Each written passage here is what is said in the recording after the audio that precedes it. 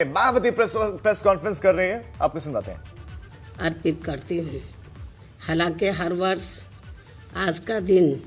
हमारी पार्टी के लिए भी बहुत महत्वपूर्ण व खास दिन होता है, क्योंकि आज के ही दिन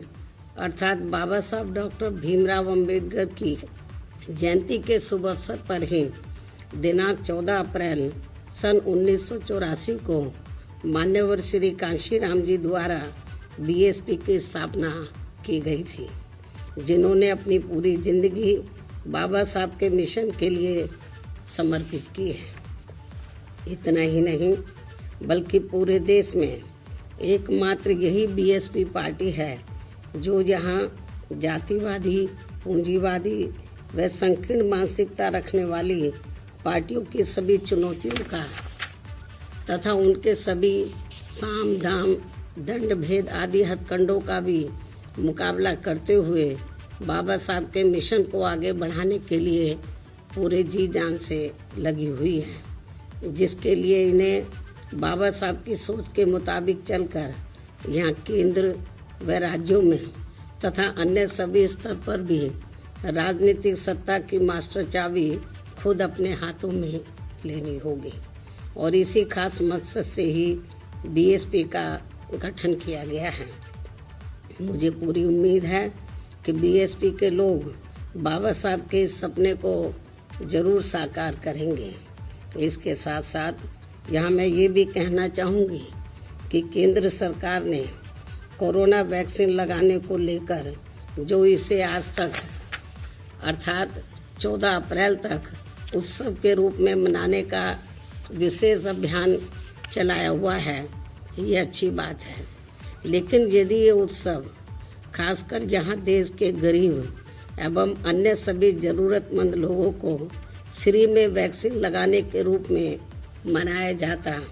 तो ये ज़्यादा उचित होता, जिसके लिए बीएसपी शुरू से ही इसकी बराबर मांग भी करती आ रही है। इसलिए आज मैं बाबा साहब डॉक्टर भीमराव अंबेडकर जी की जयंती के शुभ अवसर पर केंद्र व सभी राज्य सरकारों से भी ये विशेष अनुरोध करती हूँ कि वे आज 14 अप्रैल को ये वैक्सीन पूरे देश में गरीब एवं अन्य सभी ज़रूरतमंद लोगों को मुफ्त में लगाने का निर्णय लेकर इसका आज ही ऐलान भी करें तो ये बेहतर होगा। इसके अलावा देश में इस वर्ष फिर से कोरोना महामारी की रफ्तार बढ़ने की वजह से जो लोग पलायन करके अपने अपने राज्यों में लौटने का मन बना रहे हैं या लौट रहे हैं, वापस आ रहे हैं अपने अपने घरों में, तो जिन राज्यों के वो रहने वाले हैं तो वहाँ जा रहे हैं तो उन्हें वहीं रोककर वहाँ की राज्य सरकारें उनके ठहरने व खाने आदि की समुचित व्यवस्था करें तो ये ज़्यादा उचित होगा। वरना ये लोग पलायन के दौरान कोरोना महामारी की भी चपेट में आ सकते हैं, तो इससे इनकी और भी ज़्यादा मुश्किलें बढ़ सकती हैं। ऐसी स्थिति में उन्हें रोकने के लिए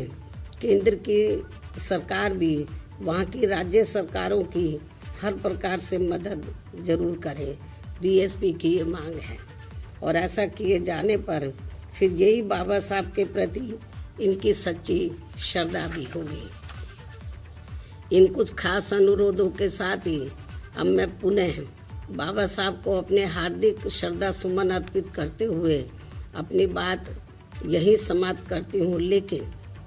बाबा साहब व इनके सम्मान में यूपी में बीएसपी की रही सरकार द्वारा किए गए अनेकों ऐतिहासिक व महत्वपूर्ण कार्यों के संबंध में तथा अन्य और जरूरी मामलों में भी विस्तार से जानकारी प्रेस नोट के जरिए दे दी जाएगी, ताकि उनसे खासकर हमारी युवा व नई पीढ़ी प्रेरित होकर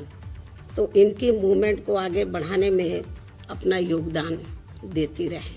क्योंकि यदि मैं